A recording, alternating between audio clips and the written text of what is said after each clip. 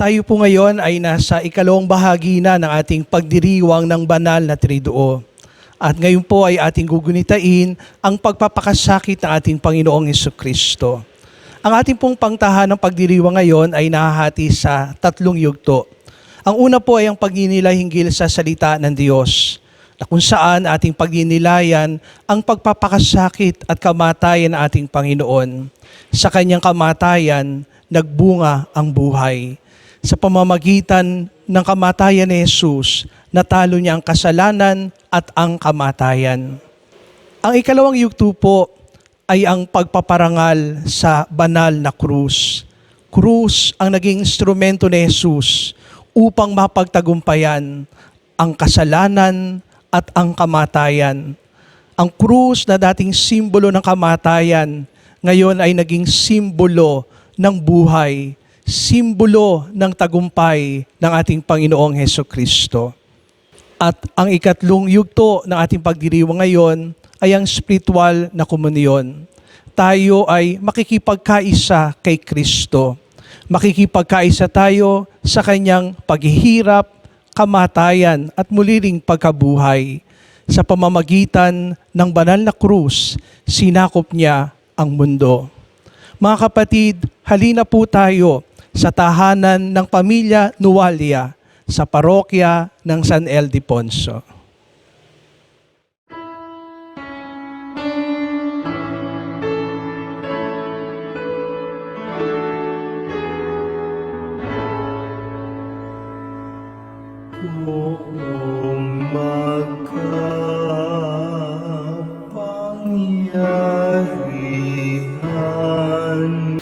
Manalangin tayo.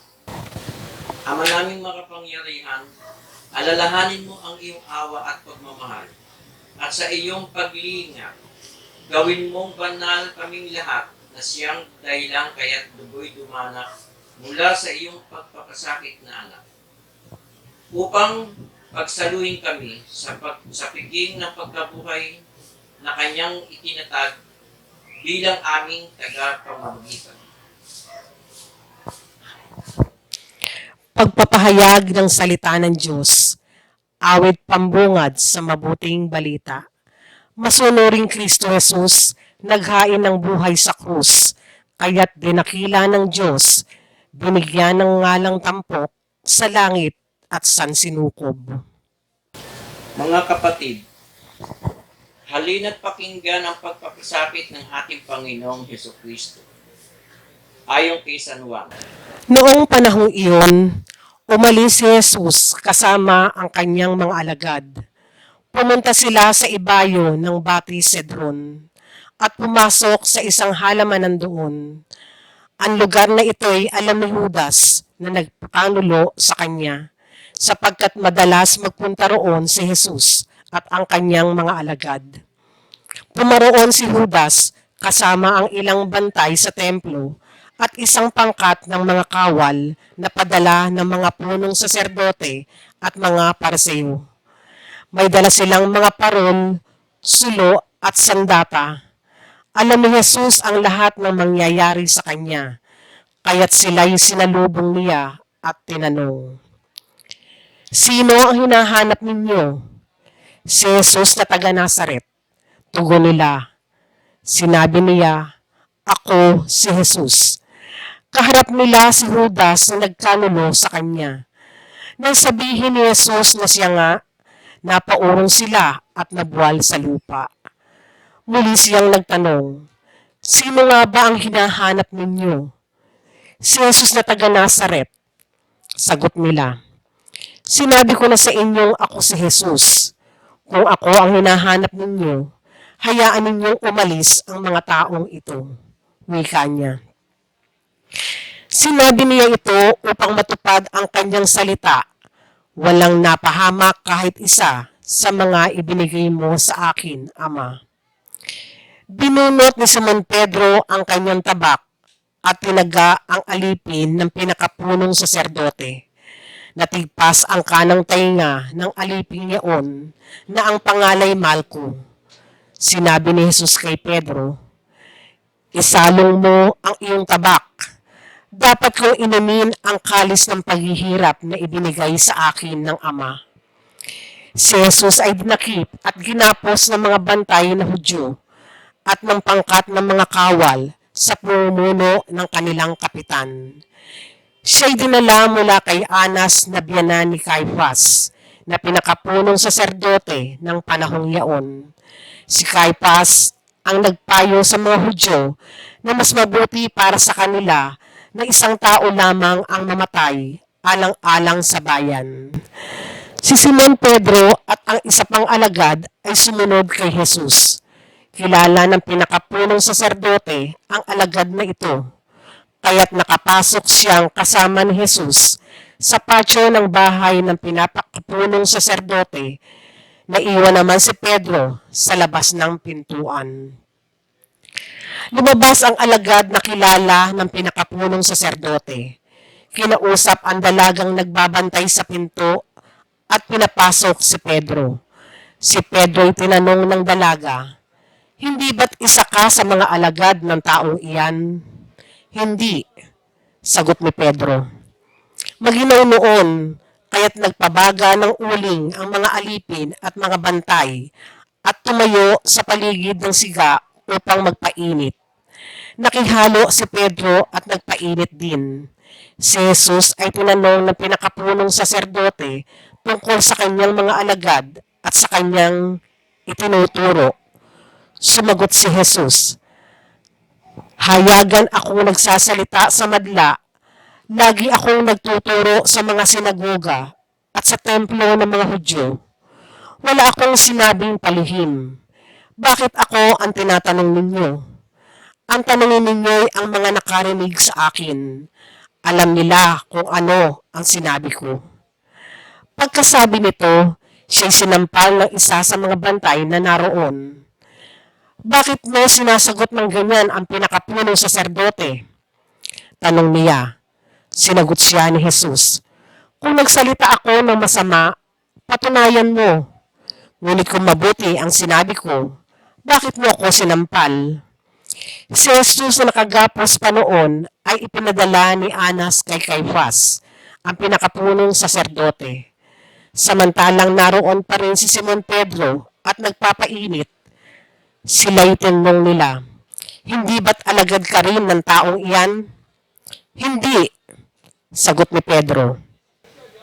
Tinanong naman siya ng isa sa mga alipin ng pinakapunong saserdote, kamag-anak ng lalaking tinagpasan niya ng tainga, "Hindi ba ikaw ang nakita kong kasama ni Jesus sa halamanan?" Muling itinatuwa ito ni Pedro. Siya namang pagtilaok ng manok.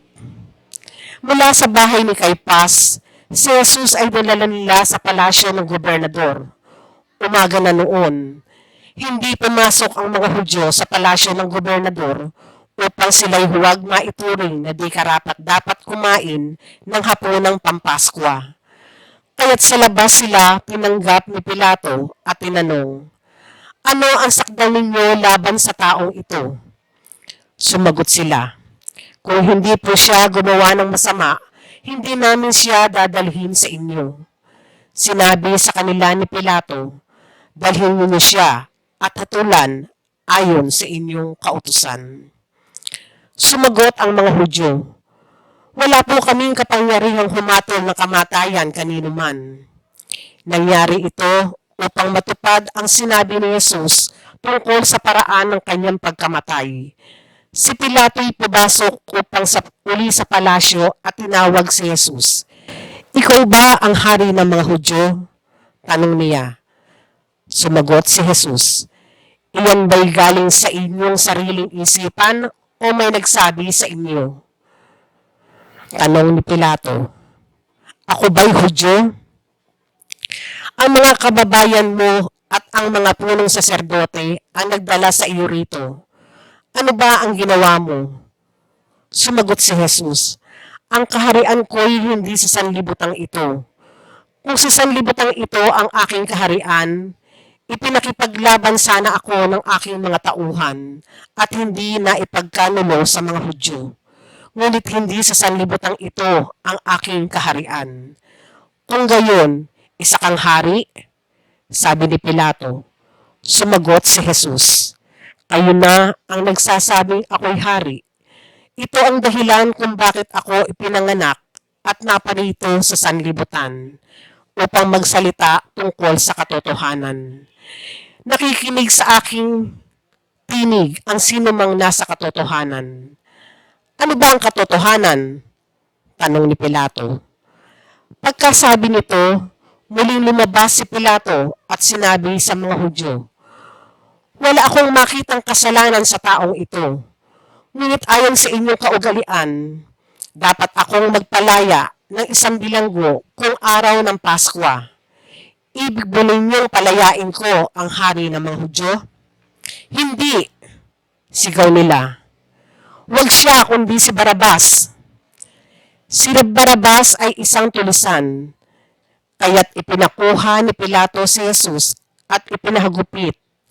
Ang mga kawal ay kumuha ng halamang matinik, ginawang korona at ipinutong kay Jesus, at sinuotan siya ng balabal na purpura. Isa't isa'y lumapit sa kanya at ang wika, "Mabuhay ang hari ng mga Hudyo." At siya'y pinagsasampal. Lumabas uli si Pilato at sinabi sa kanila, "Ihaharap ko siya sa inyo upang malaman ninyo na wala akong makitang kasalanan niya." At inilabas ni Jesus na may koronang tinik at balabal na purpura. Sinabi sa kanila ni Pilato, "Narito ang tao." Pagkakita sa kanya ng mga punong saserdote at ng mga bantay, sila'y sumigaw, "Ipako sa krus! Ipako sa krus!" Sinabi ni Pilato, "Kunin ninyo siya at kayo ang magpako sa kanya. Wala akong makitang kasalanan niya." Sumagot ang mga Hudyo, "Ayon sa aming kautusay, nararapat siyang mamatay, sapagkat siya'y nagpapanggap na anak ng Diyos." Lalong natakot si Pilato nang marinig ang mga pananalitang ito. Muli siyang pumasok sa palasyo at tinanong si Jesus, "Taga saan ka ba?"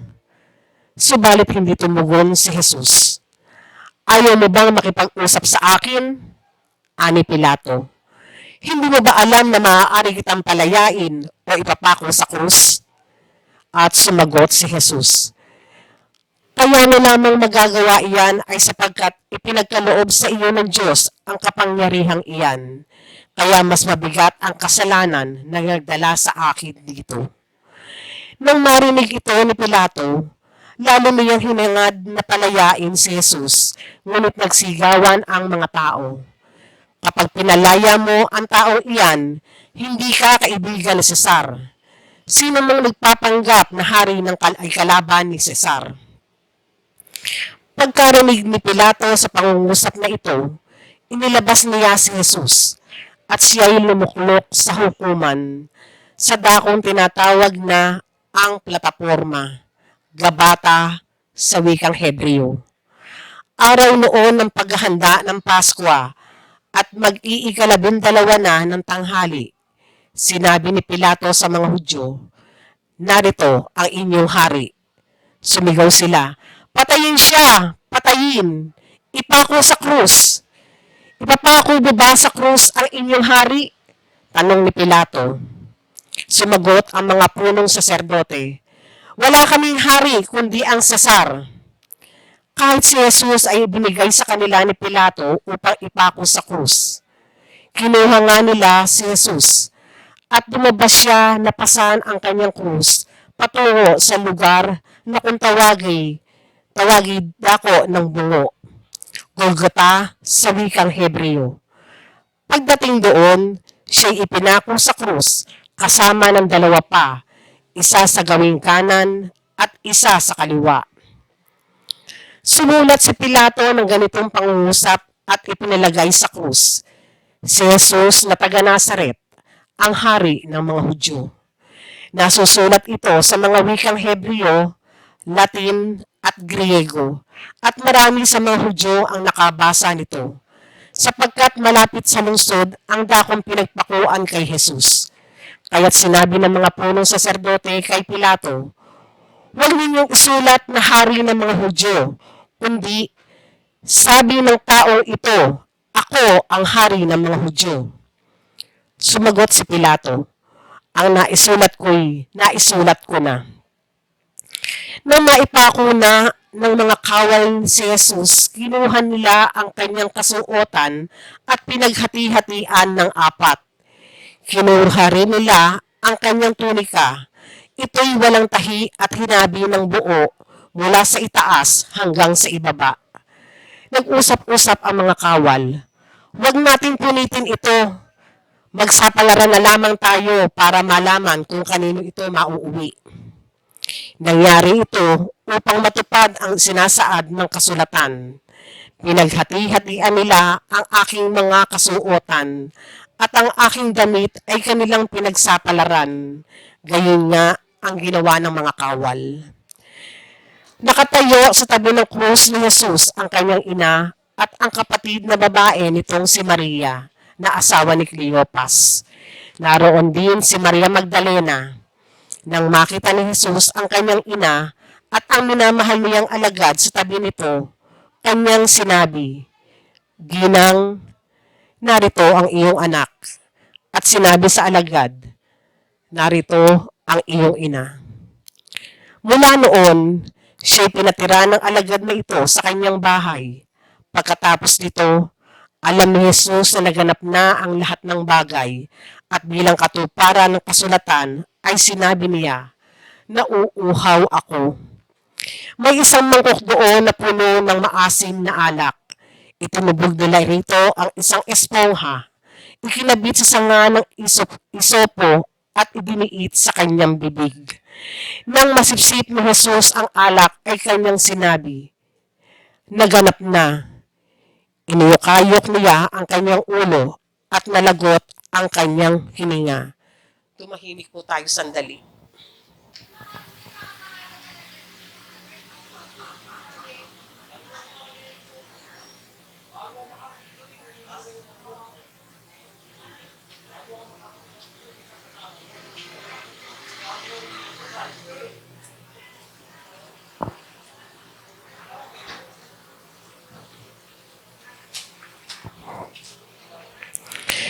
Nooy araw ng paghahanda at ayaw ng mga Hudyo na manatili sa krus ang mga bangkay sa araw ng pamamahinga, sapagkat dakila ang araw ng pamamahingang ito. Kaya't hiniling nila kay Pilato na ipabali nito ang mga binti ng mga ipinako sa krus at alisin doon ang mga bangkay. Naparoon nga ang mga kawal at binali ang mga binti ng dalawang ipinakong kasabay ni Jesus. Ngunit pagdating nila kay Jesus, ay nakitang patay na siya. Hindi na nila binali ang kanyang binti. Subalit inulos ng sibat ng isa sa mga kawal ang tagiliran ni Jesus. At biglang dumaloy ang dugo at tubig. Ang nakakita nito ang pagpatotoo. Tunay ang kanyang patotoo at alam niyang katotohanan ang sinabi niya upang kayo'y maniwala. Nangyari ang mga ito upang matupad ang sinasabi ng kasulatan. Walang mababali isa man sa kanyang mga buto. At sinabi naman ng ibang bahagi ng kasulatan, pagmamasdan nila ang kanilang inulos. Pagkatapos nito, si Jose na taga Arimatea ay nagsadya kay Pilato upang humingi ng pahintulot na makuha ang bangkay ni Jesus. Si Jose ay isang alagad ni Jesus, ngunit palihim nga lamang dahil sa takot sa mga Hudyo. At pinahintulutan siya ni Pilato. Kaya't kinuha ni Jose ang bangkay ni Jesus. Sumama sa kanya si Nicodemo. May dalang pabango, mga 100 libra na pinaghalong mira at aloe. Siya ang nagsadya kay Jesus isang gabi. Kinuha nila ang bangkay ni Jesus at nilagyan ng pabango habang binabalot sa kayong lino, ayon sa kaugalian ng mga Hudyo. Sa pinagpakuan kay Jesus ay may isang halaman at dito'y may isang bagong libingang hindi pa napaglilibingan. Yamang nooy araw ng paghahanda ng mga Hudyo at dahil sa malapit naman ang libingang ito, doon siya inilibing ni Jesus. Ang mabuting balita ng Panginoon. Pinupuri ka namin, Panginoong Hesukristo.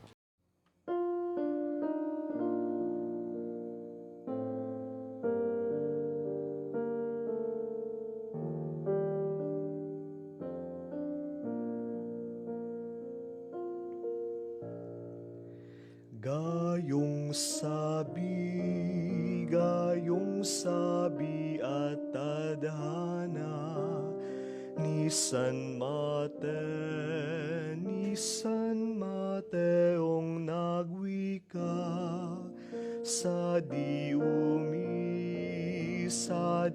uminom na kusa, si Jesus ay alipala, sa krus nga ipinahiga.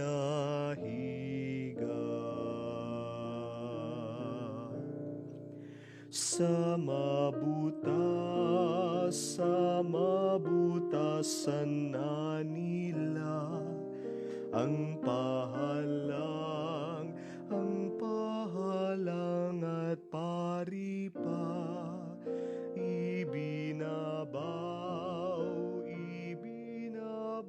kapag daka ang kaliwang kamay. Panalangin pangkahalatan. Idalangin natin, mga mahal kong kapatid, ang banal na sambayanan ng Diyos sa buong daigdig, upang pagkalooban ng kapayapaan at pagkupkop, pagkakaisa at pagtataguyod. Ang mga kaanib nito sa sansinukob, at upang tayo'y bigyan ng pamumuhay na matiwasay, para tayo'y makasamba sa Diyos Ama nating makapangyarihan. Ama naming makapangyarihan, sa katauhan ng anak mong si Kristo, ipinahayag mo ang iyong kadakilaan ng lahat ng mga tao. Ingapin mo ang iyong mga ginawa dahil sa pag-ibig, upang ang iyong sambayanang gaganap sa buong daigdig ay mamalaging matatag na pananampalatayang iyong ibigay para sa sambahin ang banal mong ngalan sa pamamagitan ni Jesucristo kasama ng Espiritu Santo magpasawalang hanggan. Amen. Idalangin nating ating banal na Papa na si Francisco na hinirang ng Diyos sa hanay ng mga tagapangasiwa upang kanyang bigyan ng kalusugan at mahabang buhay para sa kapakanan ng kanyang banal na sambayanang pinagkatiwala para sa paglingkuran. Ama naming makapangyarihan, sa iyong kapasyahan, umiiral ang sanlibutan. Paundakin mo ang aming kahilingan sa iyong dingapit si Papa Francisco na iyong hinirang para kami pangasiwaan upang ang sambayan ng Kristiyano na iyong pinamumunuan ay mapamahalaan niya na may kaunlaran sa pananampalataya at gawang kabutihan iyong inaasahan sa pamamagitan ni Jesucristo kasama ng Espiritu Santo magpasawalang hanggan. Amen. Idalangin natin si Pablo Berrillo na ating obispo, gayon din ang lahat ng mga obispo, mga pari at mga diokano at ang tanang kabilang sa sambayan ng Kristiyano. Ama naming makapangyarihan, sa iyong Espiritu ay nagpapabanal na nagtataguyod sa buong simbahan. Dinggin mo ang aming pagluhog para sa iyong mga tagapaglingkod upang mapaglingkuran kang matapat sa tulong ng iyong kagandahang loob sa pamamagitan ni Jesucristo kasama ng Espiritu Santo magpasawalang hanggan. Amen. Idalangin din natin ang mga inihahandang tao sa pagbibinyag upang ang kanilang kalooban ay magkatugon sa pagtawag ng Diyos Ama nating makapangyarihan. Para sa tubig ng binyag, sila'y muling maisilang sa ikapagpapatawad ng lahat ng kasalanan at sa ipagkakamit ng pakikisalo kay Jesus na poong mahal. Ama naming makapangyarihan, lagi mong pinauunlad ang sambayanan sa pagkakaroon ng karagdagang kabilang sa pananampalataya at pagkaunawa. Ay magkaroon nawa ng pag-unlad ang mga inihahanda sa pagbibinyag upang sa muli nilang pagsilang bilang binyagan sila'y mapabilang sa mga kaanib ng iyong angkan. Sa pamamagitan ni Hesu Kristo, kasama ng Espiritu Santo, magpasawalang hanggan. Amen.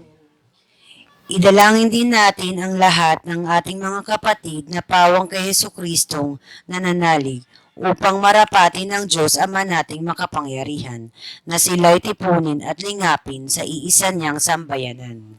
Ama naming makapangyarihan, tinipon mo ang mga nawalay at tinatangkilik mo ang mga nakakatipon sa iyong sambayanan. Lingapin mo ang kabilang sa kapwa ng iyong anak na sa iyo, tinalaga sa buklod ng iisang binyag upang sila'y magkabuklod sa buong pananalig at sila'y magkapisa ng buklod ng pag-ibig sa pamamagitan ni Hesu Kristo, kasama ng Espiritu Santo, magpasawalang hanggan. Amen. Idalangin din natin ang mga Hudyo na unang pinagpapayagan ng Diyos ng totoo upang ipagkaloob niya sa pag-ibig sa kanyang ngalan. Sila'y umunlad at sa pagiging matapat ng kanyang tipan. Ama naming makapangyarihan, pinangangatawanan mo ang iyong mga pangako kay Abraham at sa tanang sa kanya ay sumilang. Dinggin mo ang pagluhog ng iyong sambayanan upang ang mga tao na iyong unang hinirang ay tapatin sumapit sa kaganapan ng kaligtasan sa pamamagitan ni Hesu Kristo kasama ng Espiritu Santo, magpasawalang hanggan. Amen. Idalangin din natin ang tanang hindi pa sumasampalataya kay Kristo upang tahakin nila ang landas ng kaligtasan na nililiwanagan ng Espiritu Santo. Ama naming makapangyarihan, gawin mong ang mga hindi panananalig sa iyong anak ay makatuklas sa katotohanan sa pamumuhay nilang wagas at kaming sa pag-ibig mo ay laging umuunlad sa pagmamalasakit sa tanang sa iyo'y humahanap ay maging mga saksing mapapaniwalaan ng iyong dakilang pag-ibig sa sanlibutan. Sa pamamagitan ni Hesu Kristo, kasama ng Espiritu Santo, magpasawalang hanggan. Amen. Idalangin din natin pagindapatin ang mga hindi pa sumasampalataya sa Diyos upang pagindapatin sa kanyang makadulog sa paniniwalang wagas na kanilang sinusunod. Ama naming makapangyarihan, nilikha mo ang lahat ng mga tao upang lagi kang hanapin at pagtatagpuan kay masiyahang walang maliw. Ipagkaloob mong kahit may mga di ka nais-nais na balakid, mabanaagan pa rin ng tanan ang mga pahiwatig na iyong pag-ibig at matanggap nito ang mga gawang kabutihan. Sa mga sumasampalataya bilang kaakit-akit na katibayan na ikaw ang Diyos na totoo at ang aming mga pinanggagalingan sa pamamagitan ni Hesu Kristo, kasama ng Espiritu Santo, magpasawalang hanggan. Amen.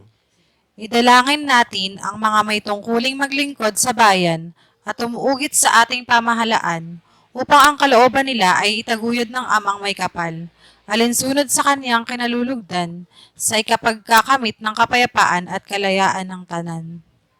Ama naming makapangyarihan, nasa iyong kamay ang adhika at karapatan ng tanan. Tunghayan mo ang mga umuugit sa aming pamahalaan upang sumagana ang tanan sa sanlibutan sa ikapagkakamit ng kapayapaan at ikapapanatili ng kalayaan na ikaw ay sambahin alinsunod sa iyong loobin sa pamamagitan ni Hesu Kristo kasama ng Espiritu Santo, magpasawalang hanggan. Amen. Idalangin natin, mga kapatid, sa Ama nating makapangyarihan na ang sanlibutan ay maibsan ng tanang katiwalian. Ang mga kakamdaman ay malunasan. Ang kagutuman ay maparam. Ang mga nasa piitan ay lumayang tuluyan. Ang mga naaapi ay mahango sa kawalang katarungan. Ang mga naglalakbay ay maluwalhating sumapit sa paroroonan. Ang mga nasa ibang bansa ay makauwi sa kanilang bayan. Ang mga may sakit ay magkamit ng kagalingan. At ang mga nag-aagaw buhay ay matiwasay na mahimlay. Ama naming makapangyarihan, binubuhayan mo ng loob ang mga nasa kapighatian. Pinatatatag mo ang mga may mabigat na pinapasan. Paunlakan mo ang mga kahilingan ng mga dumaraing dahil sa maraming mga pinagtitiisan, upang bawat nasa kagipitan ay magkamit ng kasiyahang madama ang iyong pagmamahal sa pamamagitan ni Hesu Kristo, kasama ng Espiritu Santo, magpasawalang hanggan. Amen. Manalangin tayo mga minamahal para sa tagliang pagsugpo sa salot na coronavirus pandemic na nakakapinsala sa buong daigdig upang ang Diyos sa ating Ama ay pagalingin ang mga may karamdaman, patatagin ang mga kumakalinga sa kanila, at tulungan tayong lahat na maging matatag sa pananampalataya.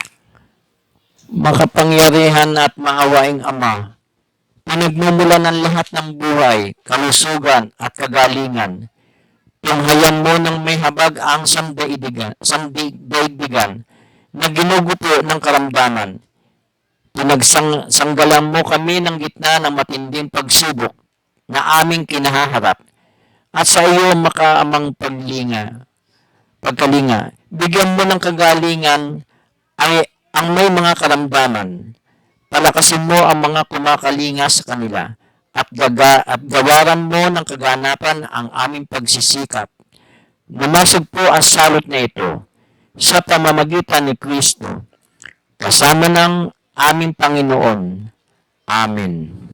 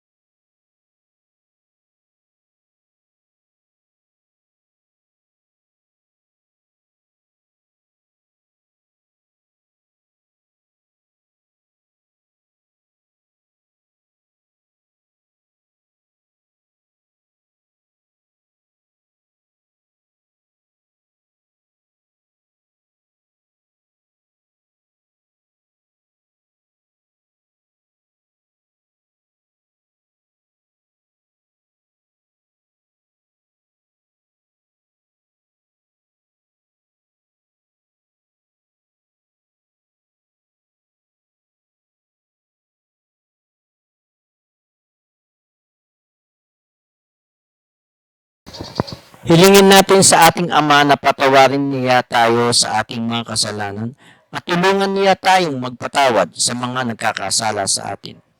Ama namin, sumasalangit ka, Sambahin ang ngalan mo, mapasa amin ang kaharian mo, sundin ang loob mo dito sa lupa para ng sa langit. Bigyan mo kami ngayon ng aming kakanin sa araw-araw, at patawarin mo kami sa aming mga sala, para ng pagpapatawad namin sa nagkakasala sa amin. At huwag mo kami ipahintulot sa tukso, at ihadya mo kami sa lahat ng masama.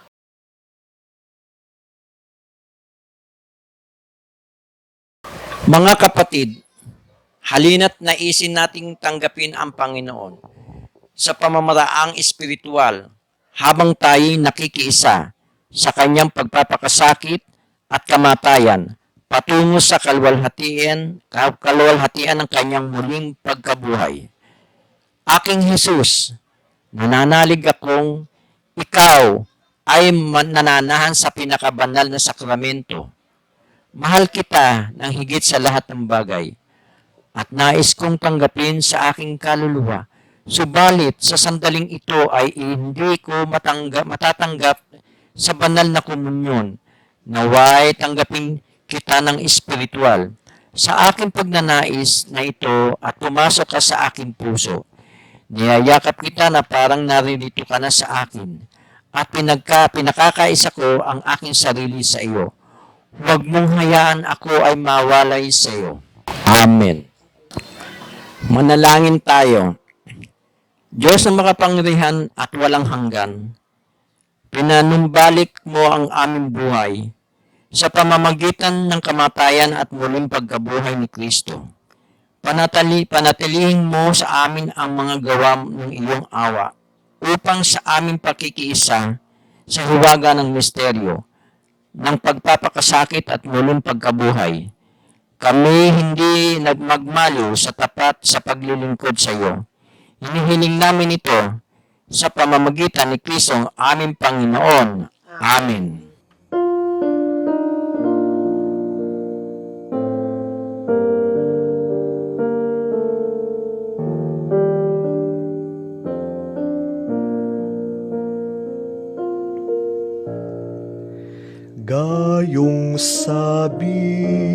Gayong sabi at tadhana ni San Mateong nagwika sa di uminom na kusa, si Jesus ay alipala sa krus nga ipinahiga.